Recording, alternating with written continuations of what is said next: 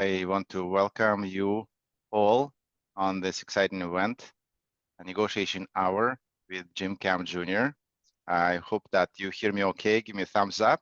Is everything all right? Yeah, good. All right, awesome. And thank you. And here we can actually ask all our questions and get the answers about negotiation. And we all appreciate, Jim and I appreciate your goals and your aspirations and your objectives, and we would like to support you in your leadership and negotiation efforts. And we'll talk about why it is the most important to use negotiation in leadership, and it will be exciting conversation. There will be a little bit of interaction here. So I just wanted to tell you that you will be able to ask a question live. Just stay muted. If you would like to ask your question, please raise a hand. There's a raise hand feature in Zoom. In reactions, if you go down in reactions and click that button, there will be a raise hand icon there. And if you want to ask a question, raise your hand and I will ask you in order that you do that. So I wanted to say, if you watch it on LinkedIn, you can ask your question there, but LinkedIn unfortunately doesn't work. So I invite everybody on Zoom. And for your awareness, this call will be recorded, and I plan to screencast on LinkedIn. Let's see how it goes. And I later have a replay in a special portal. This event is a part of the negotiation practice community, and all the negotiation practice community members will have access to the recording. And if you are interested, you always can join negotiation practice community. And by the way, in the middle of the conversation, we'll talk about a special gift for you. So all the attendees of this event will be able to get a gift, and we'll talk about this a little bit later. Please stay tuned.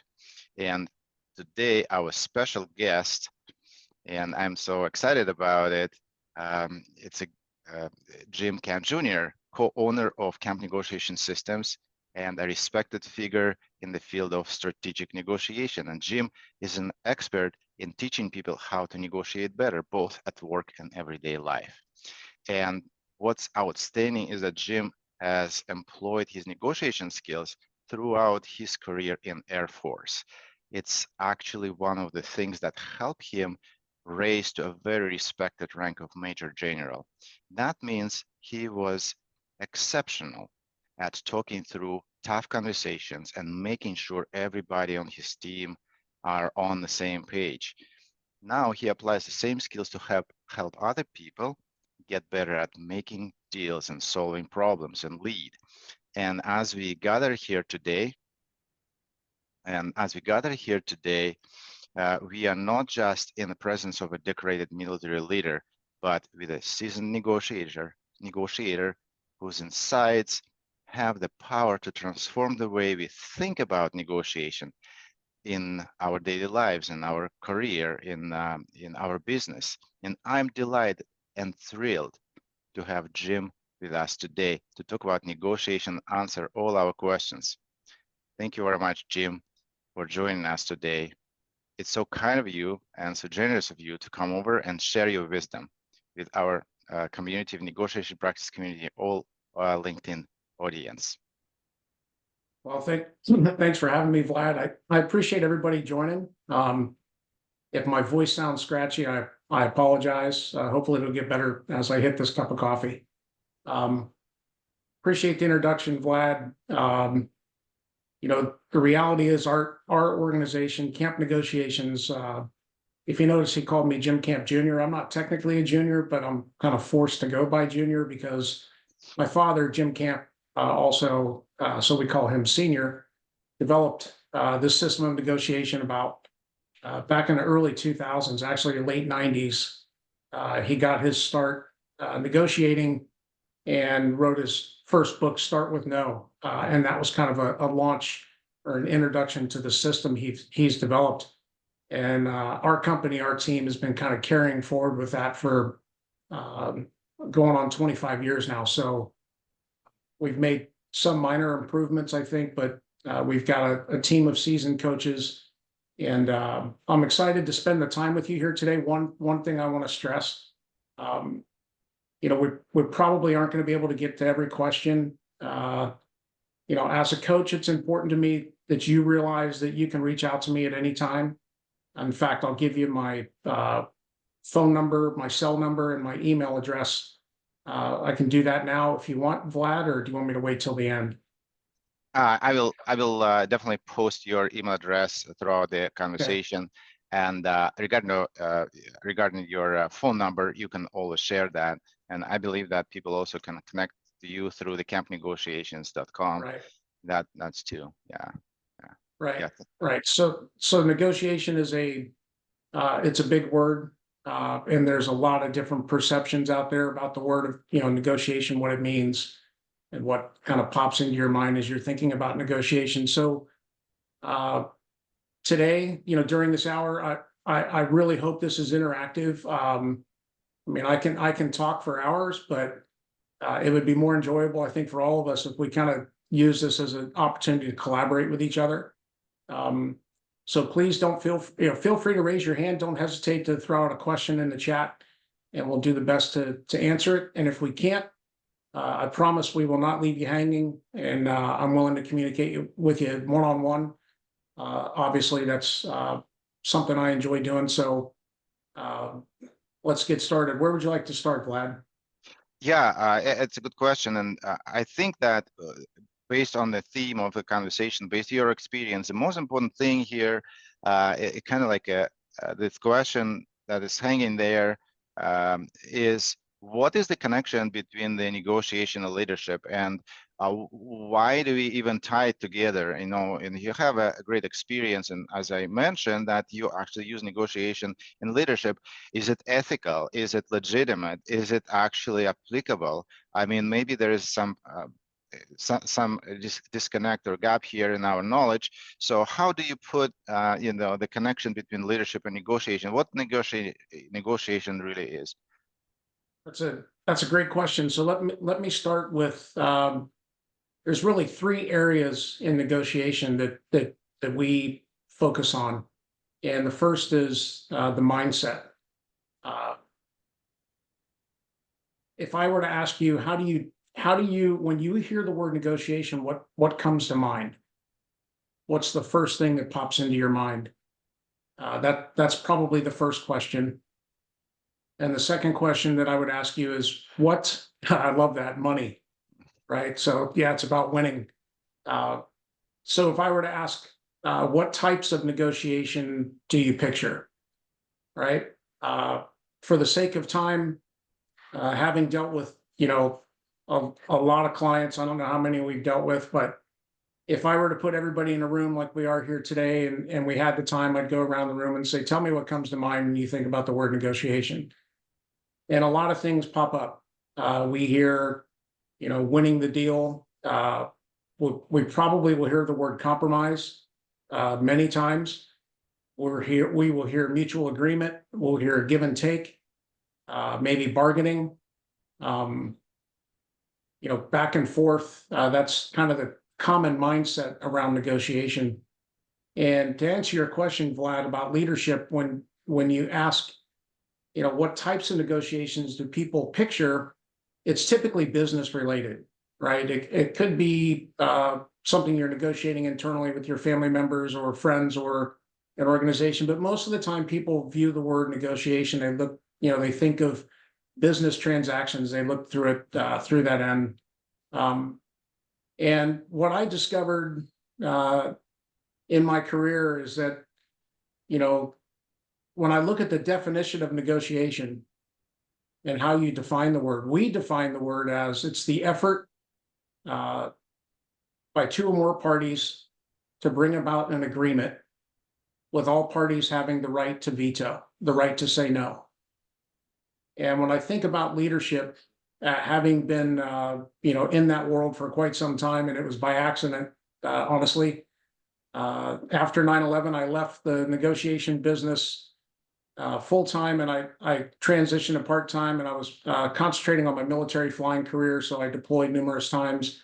And I found myself getting attracted to that leadership role. And, I was 10 years into my career in 9/11. I was going to leave the military pre 9/11. And I decided, well, maybe I'll stay and put in 20, maybe on a part-time basis. But what ended up happening is I got consumed into the leadership world. And I discovered that the agreements that leaders make with their internal team, it could be, their direct teammates, it could be their supervision, it could be anybody that's in that organization. You're constantly making agreements with each other.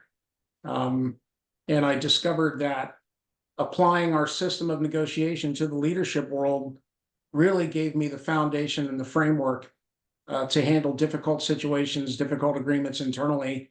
I did a lot of negotiating externally as well in the military, trying to advocate for my units and my state. I come from Ohio, so I just discovered that this effort to bring about agreement with between two or more parties, with all parties having the right to veto, was all around me.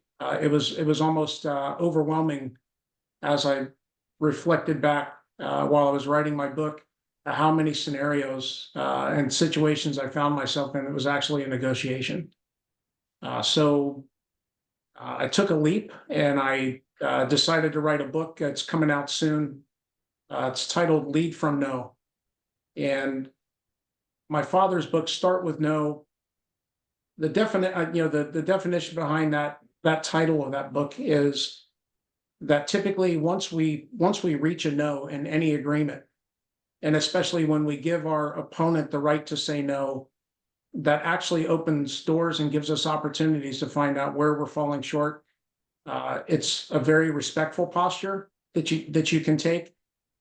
So, kind of piggybacking off of his system, the title of my book, Lead from No, basically implies that if you are leading any number of people, it could be a small group in an office, it could be a large organization, wherever you are in your leadership journey, if you apply a system of negotiation, and our system is referred to as the no system because it's counterintuitive to what everybody else talks about with negotiation. Everybody's trying to get to yes, everybody's trying to win the deal. We embrace the word no as an opportunity. So lead from no implies if you have a system in place and you're a leader, you're going to be more effective. It will make stronger agreements between you and your teammates if you apply a system. And you asked Vlad about ethics, in leadership, and what I've discovered, and I think I did a pretty good job in the book of connecting the two. I strongly believe that the traits that make you an effective negotiator will also make you an effective leader. The two are one and the same. And I wasn't the smartest guy in the flying squadron when I was growing up, but I could negotiate fairly well, and I attribute everything. Obviously, my teammates were very important to me, and you can't, you're only as good as the people around you. So I had great teammates, but I attribute my leadership journey and how long that lasted, and all the success that I had with applying a system of negotiation. I was very fortunate to have. The challenge is it's hard to adapt a system. It's hard to change your mindset. It's hard to change your behaviors.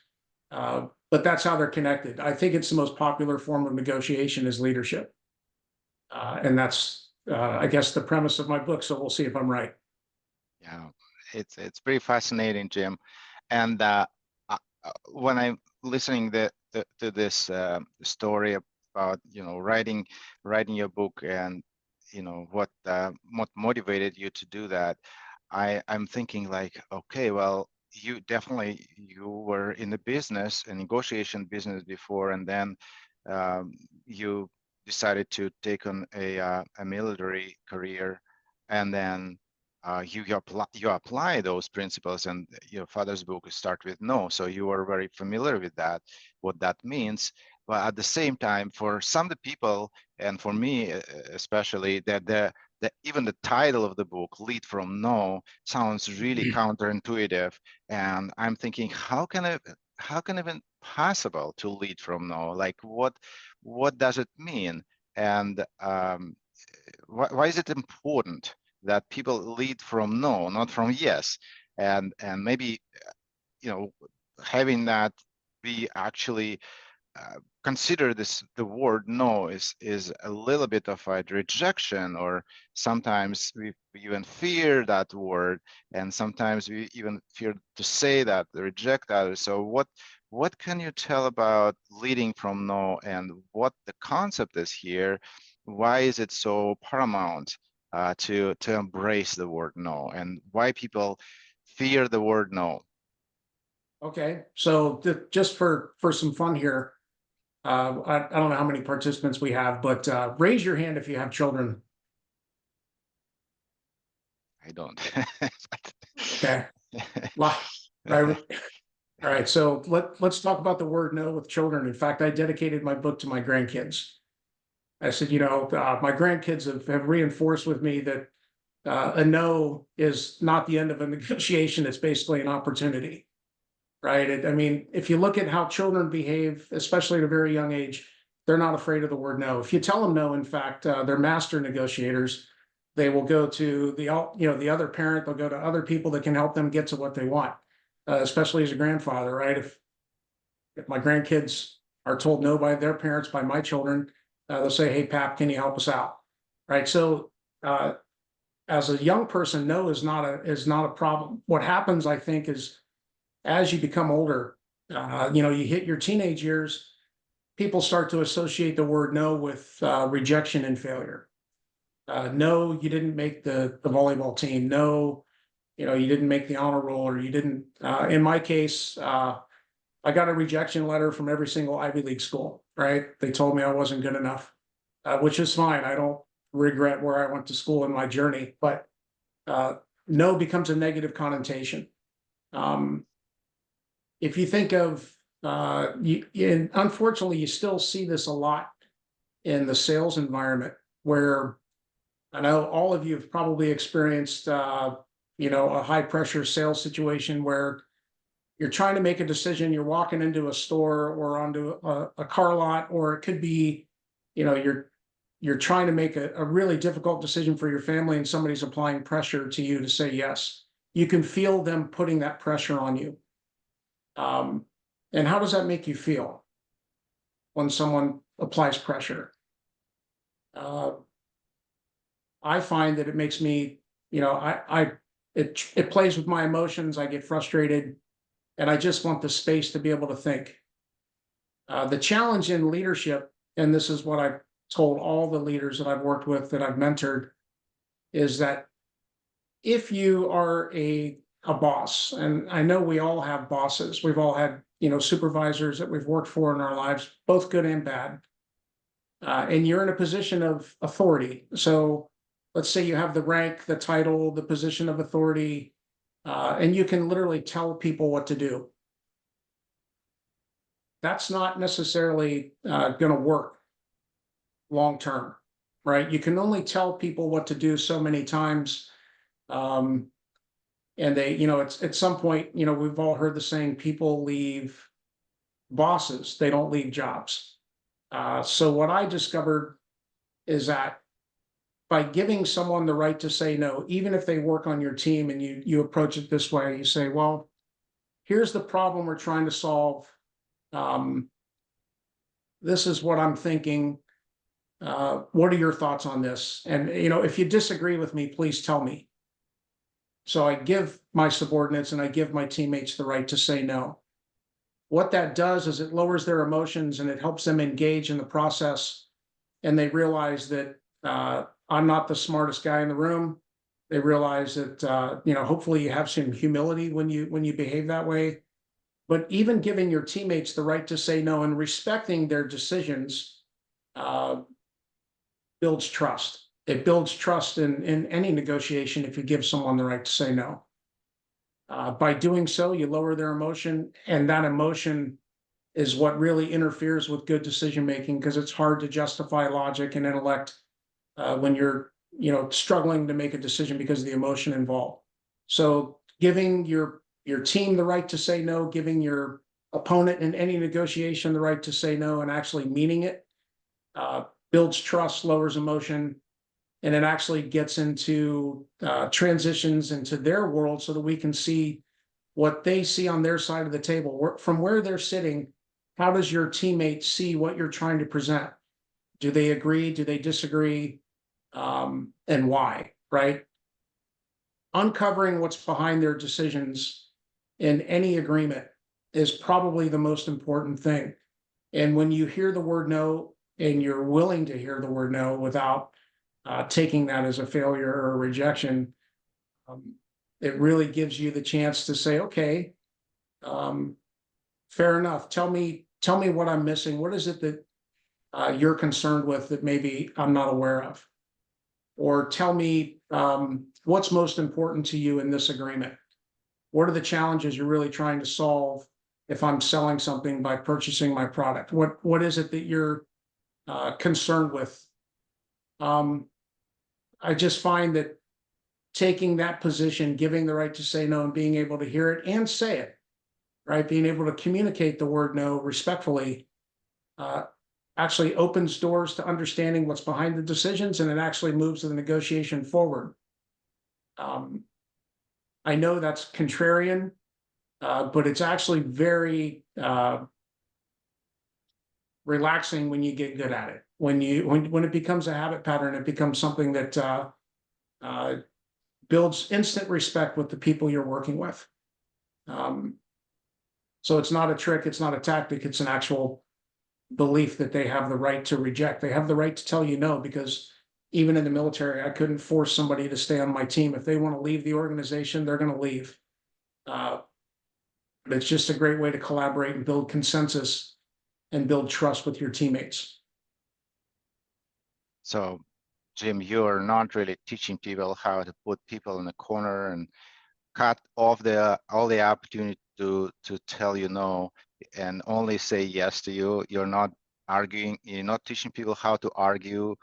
There are some movies with some examples where people argue so perfectly, so the other side cannot say no to them at all. So you're not teaching that. No, we don't. And in our system of negotiation, and even with our clients, our business clients, and we'll talk a little bit about training and coaching and what that means. But even in the business world, we don't believe that it's effective to back anybody into a corner. There is no such thing as power and leverage. It's simply trying to uncover how they make decisions and present solutions to solve those problems in a respectful, nurturing manner. So the mindset I mentioned was the first thing we work on. And that mindset of changing the way you approach a deal is very important. On top of the mindset, the next thing we focus on is the structure of our system. And what we find, I'm sure all of you, I think this is a good time to talk about it. If you find yourself in a tough situation where you have to break bad news, or you have a business deal that's falling apart, things are, that are out of your control or impacting your agreement, you can become very emotional, right? It's hard to control our emotions when things are very important to us, when we want to get that deal.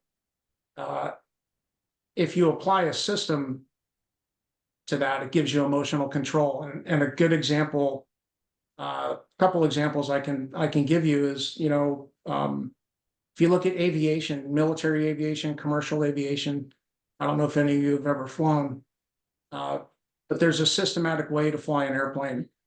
There are rules and principles that if you follow, there are, guidelines that give you emotional control. As long as I stay within these rules and I follow this process, I'm going to be okay. And another great example of that is in the operating room, or in the emergency room. When a patient comes in, you watch the team just literally put together all these systematic things that they're doing step by step, almost out of habit. And that gives them the emotional control to figure out, okay, what's going wrong with the patient? What steps do we have to take? So we apply that same theory to negotiation, so that you have a very big problem on your hands and you can emotionally slow down. Sometimes we say to our clients, slow down to go fast. Break it down into its parts and let's study where you are in the deal. Let's figure out based on our components of our system, what the next steps are. That gives you the control. And then finally, the third part of our system. So mindset, the structure of the system itself. And then the third part that's very important is behaviors. And one of the behavior, if I were to sum it up with all of our communication, the way we handle any negotiation, and I did this as a leader, and I think it's the best posture to take, is you always treat people with respect and you're always nurturing. There is no room for anger. There's no room for threats. There's no, you can only do that sparingly and have an impact. The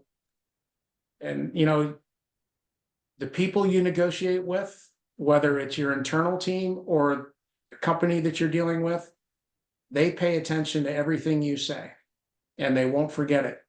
So if you get upset, angry, if you find yourself getting emotional or you can't control your own behavior, it's probably a good time to step back and regroup. So anyway, there's a lot there to unpack. I know we can't do it in an hour, but that's kind of our structure: mindset, system, and then behavior. And there's a lot there. Yeah, it's an awesome start, and thank you so much, Jim, for your insights. It's crucially important to know the principles because everything grows from the principles, and you need to understand why the word no is so crucial, so critical here. Essentially, negotiation starts when you hear no. Before that, if you're just asking someone something, it's not a negotiation, you're just asking. But when you hear no, this is where the negotiation starts. This is where it starts to, to get tough, to get emotional. And knowing the principles, knowing the mindset here, you will be in much better shape and much better condition to actually handle that situation, handle that difficult thing, and have a habit of doing the right thing. So like you said, like for people who are highly trained, we can say that they have a habit. It's fantastic. And actually, I wanted to remind everybody, if you have questions, please leave them in the chat and we'll get back to them. And also, as we speak, please raise your hands if you have questions. Just keep your hand up, and based on your questions, we will actually talk less and ask more. We'll interact with you more. And this is the good part now. I wanted to tell you about the gift that Jim prepared for you. And first of all, I would like to say that everyone who are on this call and maybe watching a recording later, they have a gift. And this is the gift. This is the book titled No, the only negotiation system you need for work and home, and it is written and narrated by Jim Camp Sr., the father of Jim Camp Jr. And contact me or Jim via message on LinkedIn or in Slack message if you're a member of Negotiation Practice Community, and I will send you a link to get access to this book. And also, for all the participants on the call, there's a special offer available. It's a $100 discount on the flagship product of the Camp Negotiation Systems, and it is called the Jim Camp's Negotiation Workshop Series. It's a fantastic resource where you can hear how Jim Camp Sr. explains people the concept and the approach in negotiation. It's the negotiation workshop that usually given to really big, big companies with many executive leaders, and this workshop is prerequisite, pretty much a prerequisite for anyone who is learning about negotiation. So it's kind of like a must read, a must listen thing. So you gotta have a $100 discount, and it's exclusive for attendees of this event, and no one else know about it. Only you're the first ones, and it will give a discount to the first 100 people who are committed to improve negotiation skills. So I will put the link in the chat so you can actually grab it so it's in the chat. You can click the link and apply the coupon code Camp Hour 100. So this coupon code you can apply there, and you can have $100 discount. It's a great opportunity for you to get started. So I would like to ask, are there any questions so far? I saw one that came up. It said, "Do you?" And if you don't mind communicating with me, who asked the question about? Do you explicitly give the right to say no throughout the whole deal? Are you comfortable talking with me about that? Yeah, Dorothy, that's your question. Please unmute yourself and ask a question. If you can, if not, It looks like she's on the phone. yeah, it looks Oh like yeah, so. she. Yeah, all right. So Okay. maybe we can just read it. So, do you keep on explicitly offering the right to say no Yeah. as you move forward? How do you do it without being repetitive? Okay. So what we find is that, or what I see in most negotiations that we're coaching. So it's probably a good time to explain what that means.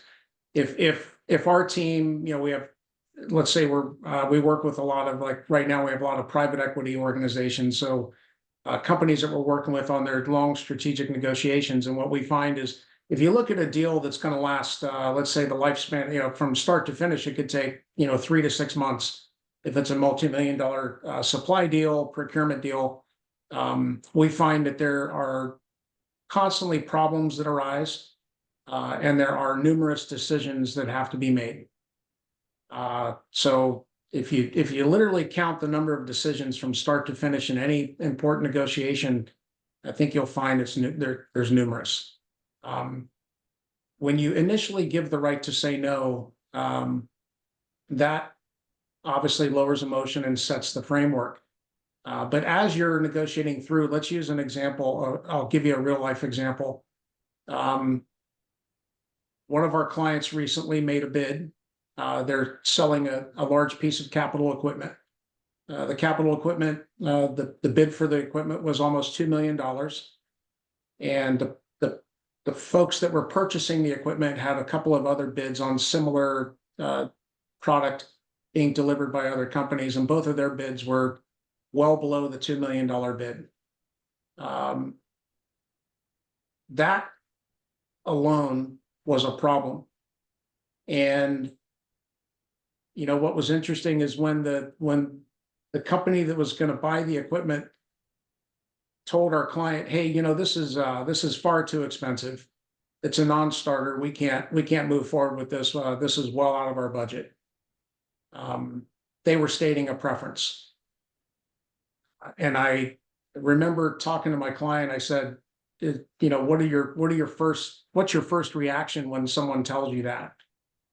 And if you were in his shoes, you have to ask yourself an honest question. If somebody tells you your product is too expensive, you better go back to the drawing board and sharpen your pencil. Most people will start to actually figure out what they can give up, what they can discount, what they can compromise, and hope and make assumptions that will land the deal for them. So he was tempted to do just that, to go back and figure out what he can do to discount his price to stay in the game. Instead of doing that, I encouraged him to reach back to the person he was negotiating with and ask him, "Well, it's okay if you tell me no. The price that I've given you is the best I can put forward. We're very confident that our product is superior to your competitors. But if this doesn't work for you, it's okay. But unfortunately, I can't compromise on price. What would you like me to do?" And that started the negotiation, because the buyer, the one purchasing the product, said, "Well, then I guess I'll have to say no." Okay, where do we go from here? Now, this is an interesting challenge, right? My client was afraid he was going to lose the deal. What it did is once he said no, he said, "Okay, what's really the big problem? Where are we falling short here?" how far off the mark are we? So he was able to re-engage after his opponent told him no and find out what the real challenge was. So all through the deal, we, as coaches and with our clients, we encourage them to okay, you hear the word no, let's prosecute the 4 reasons why somebody might say no to you. And we've identified 4. The first reason that someone may say no is, they lack the emotional vision of benefit. They just don't see the benefit of his $2 million product. They don't see that it's required. So there's a lack of the vision of benefit. The second reason that somebody may say no is they just don't have the data, right? They don't have the information that justifies that decision. How good is your equipment? How long does it last? How reliable is it? The third reason somebody may say no is they're actually not qualified to say yes. They don't have the authority. And, maybe there's other people that have to get engaged at that level if it's such an expensive purchase. So they lack the authority to say yes. So either there's no vision, there's no data to support the decision, or they don't have the authority. And the fourth reason that someone says no, it doesn't happen often, but they're bluffing. If you give someone the right to say no and they say no, they want to see how you're going to react. Are you going to compromise right away because you feel that the deal is slipping? Or do you stay engaged and re-engage them on their decision-making process? So what was interesting in this case, the gentleman wasn't bluffing our client. He was sincerely saying, I don't have the authority to say yes at this level, because if I go above this, if it's a $2 million purchase, I now have to engage my CEO and potentially the board. So he didn't have the authority, the data. He needed to understand, okay, why is your equipment $500,000 more expensive? Well, we were able to provide the data once he made that decision. Would data help you? Yes. Well, here's the reliability of the product. That connected to the vision of what will it look like if our product fails? How much revenue will your company lose if this piece of equipment goes down? And the number was astronomical, right? So focusing on why he said no and prosecuting those 4 reasons by asking the right questions allowed my client to get back in the game. And ultimately, they sold the equipment to the company for $2 million. And he was literally prepared to give up about $300,000 in concessions. He didn't have to do that. The relationship is still strong. They've delivered the product. And he saved $300,000 for himself and the company. So I don't know who said, what does negotiation mean? But somebody said money, right? We don't say that we never compromise. We just make sure that we're not unnecessarily compromising too soon or too early when we feel the pressure of getting close to a no, right? If somebody seems upset or we're going to throw you out of the bid, well, there's a reason you're in the bid in the first place. And what differentiates you from your competition? But it's all about, if you don't mind, Vlad, I want to make sure I give these folks a couple of takeaways. And one of the most important behaviors you can kind of grab onto now is understanding the importance of how you ask a question. Right? There are 2 types of questions, and I know this seems subtle, but it's very important. A verb-led question, I'll give you an example of that. And let's use this equipment scenario. Can you see yourself spending $2 million for this piece of equipment? Can you? Will you? Do you? Is this an acceptable offer? All those questions are led by a verb. And when you ask somebody a verb-led question, it's proven in neuroscience that it forces them to make a decision. And if you're not careful, you're pushing them to make a decision that they're not ready to make, and you're not going to get much information from a verb-led question. If I say, do you find this call interesting? 3 things pop into your mind: the word yes, the word no, or maybe. But if I use an interrogative-led question, What is it about our equipment at $2 million that even has us in the bid in the first place? Why are you attracted to what we provide? What are you really trying to accomplish in this deal? All those questions elicit a response, right? It gets your opponent talking. Well, we're concerned about, on and on. That is getting into our opponent's world. So just asking an interrogative-led question: what, when, where, how, why is this important to you? Tell me about your struggles. Tell me what you're trying to accomplish. What problems do you see? All of those questions help your opponents start to communicate with you what they see and what's going on in their mind. And that's where we want to spend all of our time. So you can look at your emails. You can look at just pay close attention to this. This is the one takeaway I think all of you can benefit from, because it's a habit pattern a lot of us have. If you ask verb-led questions, is, are, can you, do you, will you, pay attention to that, and try to replace those questions with interrogative-led questions. And I think you'll find you'll get a lot more information from the person you're negotiating with. And that's where in our system, we spend all of our time in their world, not ours.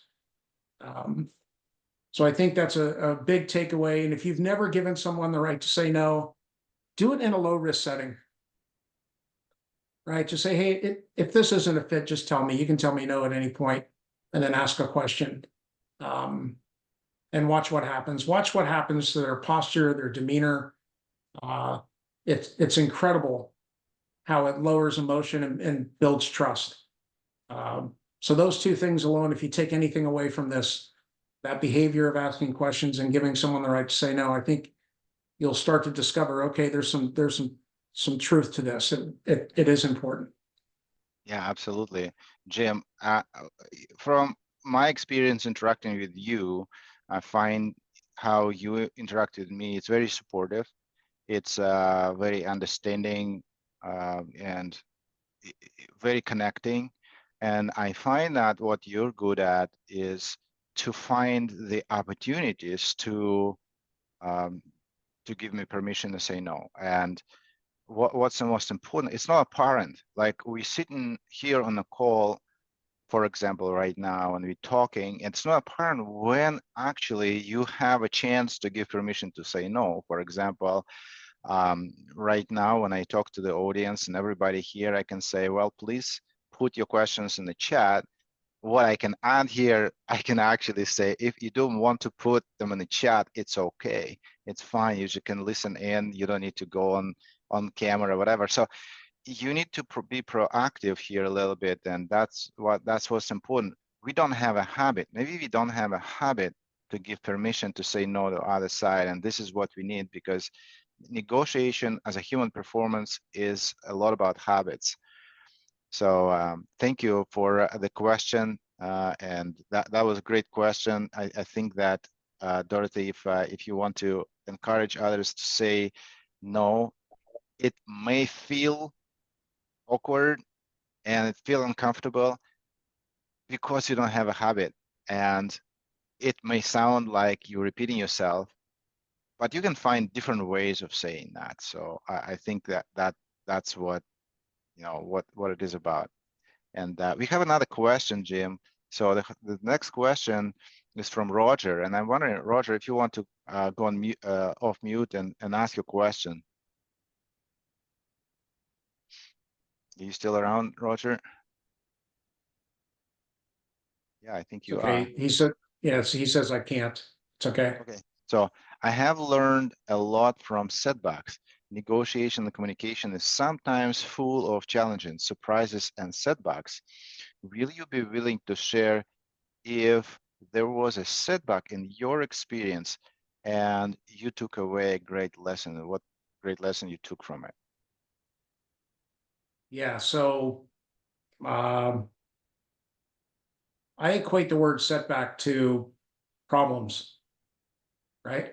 And I know this is going to sound extremely counterintuitive, but any agreement that you're working on, one of the first things we do when we're preparing a checklist for negotiation.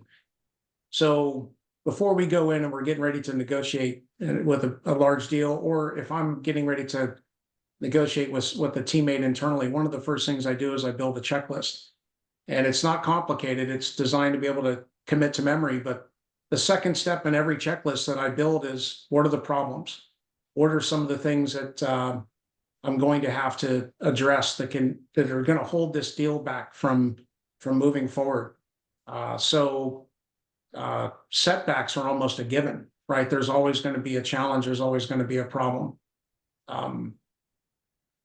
Instead of hoping that that problem goes away on its own, it's one of the first things we stress is that you have to deal with the biggest problem first. Right. So let's put the biggest challenge up front first. Because if we don't, it's gonna linger, and it's gonna sit there, and it's gonna impact somebody else's decision making. Right. So with regards to personal setbacks, I have been told no. Well, I was told no 3 times in my military career to get promoted to a command position. It's very competitive. I got told no 3 times, and what I discovered, and I'll encourage all of you for this, is as far as personal growth. When you're told no, it's actually an opportunity. If you're working inside a company and somebody tells you no and you don't get promoted, you don't get the position, or you don't get the deal, whatever the case is, that's when people are watching you, and that's when you have the opportunity to demonstrate your resilience and find out why they told you no. In every case, when I was told no, as a potential commander, they told me that I was too intense, and I got the same feedback time and time and time again. So I realized that I had to work on my intensity, and I had to work on some things personally in order to get over that setback. So problems, setbacks, every single deal that's important that I've ever coached, we have had setbacks and problems. And I find that as long as we deal with those quickly, we put it on the table, and we make decisions to solve those problems, then we have a chance of moving forward. Another real example, this is a huge setback that we just had recently with a coaching client. They're trying to sell $15 million worth of service to this big company, and it's their second largest account. Well, the person that managed the account for their, on the other side of the table, they had a great relationship with that gentleman. And right before the contract was set to renew, he resigned, and new leadership came in, and they had a new idea. They were going to go a different direction. I would call that a major setback. The whole team we were coaching were very upset. What do we do now? Well, let's focus on our system. Let's slow down. Nothing's really changed. We just have a different decision maker, but we're going to approach this deal the same way we would with the inside person that we did have.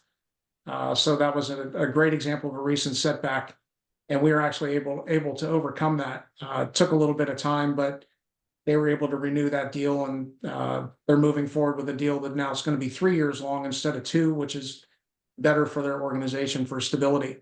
But setbacks are a given. It's going to happen every day. It's how you behave when you get knocked down, or when problems arise, and your team watches everything you do. So that's when you just keep negotiating. If you get told no, it's not the end of the world. You don't need it. You don't need the deal. You want the deal. So, you just keep moving forward. We can talk more about that offline. Please feel free to reach out to me. Fantastic. Thank you so much, Jim. And I would like to remind you that there's a gift for you. So if you would like to have a book, Know the Only Negotiation System You Need for Work and Home, please contact me or Jim via message in LinkedIn, or send an email to me or Jim. I put Jim's email in the chat. You can copy that for your records, and you can access me in Slack and Negotiation Practice Community. And we'll also be happy to answer all your questions. Please keep it coming. And we're also thinking about having a regular call as part of negotiation practice community, so we can address more specific questions, more specific situation, and answer all your questions. So please keep those questions coming. And don't forget about the special offer, $100 discount on the flagship product of negotiation system, the Jim Camp's Negotiation Workshop Series. And this is valid for first 100 people who wants to use the discount code. And again, this is in the chat, and I will repeat that message again, so you can actually use the link, and you can actually get that discount. So there is another question, the next question here, and I'm seeing that Jim, there's a little time left on 7 minutes. I'm wondering which question would you like to answer here? Is there something that you would like to comment specifically? There's one thing I'd like to stress for everybody, if we only have a few minutes left. And the questions that I didn't get to, I will, I promise. If you take me up on it, you communicate with me, I'll even get on a call with you. If you look at, Vlad mentioned something earlier, that negotiation is a human performance event. It's something that how we have a tendency to focus on results. We know what we want to achieve in a deal. The problem is we can't control our wins and losses. There is no human performance event out there. I was watching the Olympics last night. These people spend their whole lifetime preparing for 45 seconds in a routine or a swim race, whatever it is. They can't manage results. They can't control their wins and losses. And the same thing applies in negotiation. But what they can control is their activity, what they do, and how they behave. And the fact that you're on a call today and you're taking the time to listen to me or to all of us collaborate together probably indicates that you have a growth mindset. And what that means is you're willing to do things to kind of push yourself beyond the way you currently see the word negotiation, maybe your current behaviors, and you have the willingness to get better. Every successful person that I've worked with, and I would argue that just about every professional athlete has numerous coaches. They're always trying to improve. They're always trying to get better. There's no way that you're going to be able to change your strengths and weaknesses. I mean, if you have a natural strength like mine's intensity, it's very hard for me to become a non-intense person. But I'm very aware of it now, of how to control it, because I've had mentors and I've had coaches. So that's a good thing. So pushing yourself to think about negotiation differently. Right now you're putting your foot in the water by being on a call. And yes, your greatest strength is your greatest weakness. And you know what? I appreciate you bringing that up, Daniel. Here's the trick. Your greatest strength, things that have made you successful in negotiation or in leadership or in life, if you're not careful, that strength will become your greatest weakness, right? If you're too compassionate, then you might have a hard time making hard decisions when it comes to your teammates. If you're too intense, you're going to rub people the wrong way. You're going to be too aggressive, and you're not going to take the time to stop, slow down, and listen. If you're too smart, you talk fast. All those things are very good strengths, but they can become a weakness. So the idea with our company, with what we do, is right now we're putting our foot in the water by having a short discussion. Maybe you read a book. Maybe we have things you can download, blogs you can read. And hopefully it challenges your mindset and it challenges the way you see negotiation. But actually changing behavior and adapting to a new system takes a lot of work and a lot of time. It's not something that happens overnight, but it is something that, that's what we really focus on, is providing you with a different mindset, a different approach that you can use your strengths, but give you emotional control when it comes to preparation. You prepare for a deal, you debrief the deal. Okay, what just happened, and now what happens, at the next iteration. So everything we do is very difficult, and it comes in small steps. So training is important. There's all forms of training, and the more time you spend in any discipline and the more coaching you get, the better you're going to become at that. So I just wanted to lay that out there, that our job is in our organization is to help challenge your mindset. And if you disagree, if you say, Jim, I disagree with what you're saying, then that's a great way. It's a great coaching opportunity for us to say, okay, let's talk about this, to help you discover how it may be able to help you. I just wanted to put that out there, Vlad, because this is a small incremental step, but we'll go as slow or as fast as you need. If you have a challenging negotiation that you're working on where there's a lot of money at stake, then that's where coaching comes in, and we might be able to help you with that if you're willing to hire a coach. But that's obviously jumping in up to your neck, and that's a big leap. So I don't expect that. But obviously that's the majority of what we do.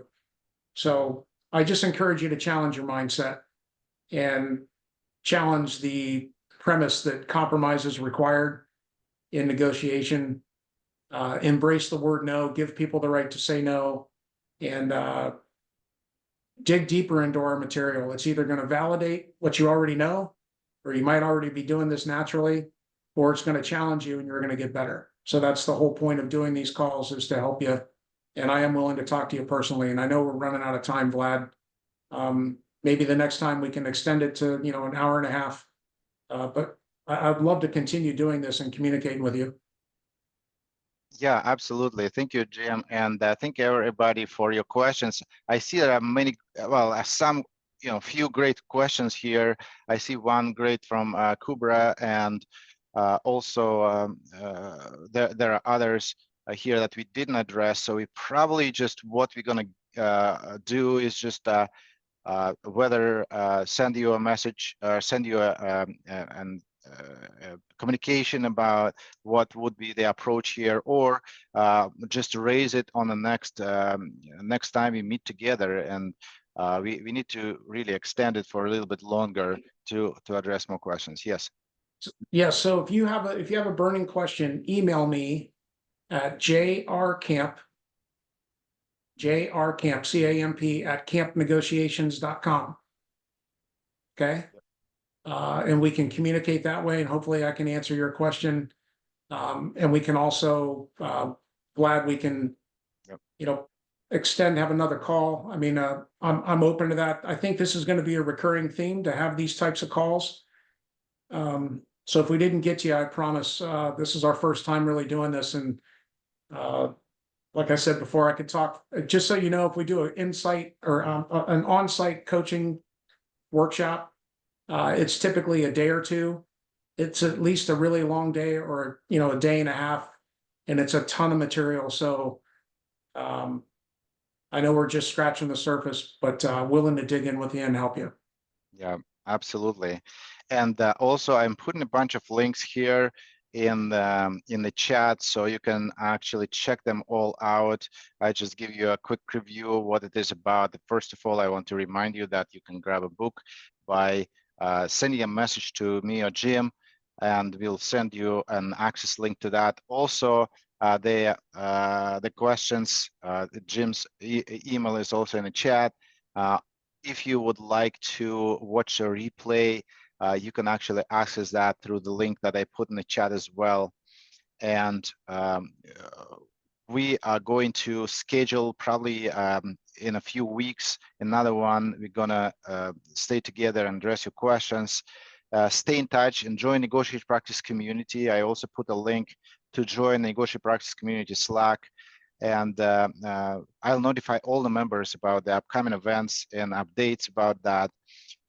You can actually just subscribe to the newsletter and get access to the replay. I have kind of like a portal of all the replays that all the interviews I did in the past, so you can access that and get a weekly tip on negotiation from me personally, and also updates about our upcoming events. Also, don't forget about the discount code for the CAMP Negotiation Systems training. It's also in the chat, the link and the coupon code. And by the way, Jim, you wanted to just give us a hint about the difference between the training and coaching. Is there a time to talk about this, or we address that next time? Yeah, so training is like, let's take sports as an analogy. Training is, okay, here's the fundamentals. Let's talk about how we're going to approach the game. And that is obviously important. Coaching is when you're actually getting ready to step on the field and play the game. And as the negotiations unfolding, we walk through with you step by step with everything that happens, every email, every phone call, every part of that deal. We stay with you from start to finish to help you maximize the deal. Obviously, coaching is only warranted. It's really only feasible if there's a large return on investment for you. But individual coaching with training is important because you start to speak our language, and then we can coach you through however many deals it's required until you grab onto it. And the best compliment we ever get is, "Hey, I don't need your help anymore. I got it." And then you begin coaching yourself over time with multiple deals. So the training aspect is important, but it is different. Don't confuse training with coaching, right? Training is improving on fundamentals, and coaching is part of that, right? A coach is at the practice helping you get better on the game itself. But when you play the game and we coach you during that game, that's what we consider coaching. Yeah, absolutely. So coaching is about being excellent at what you do, and training is essential to just even get to know what you're dealing with. Yeah, absolutely. So Yep.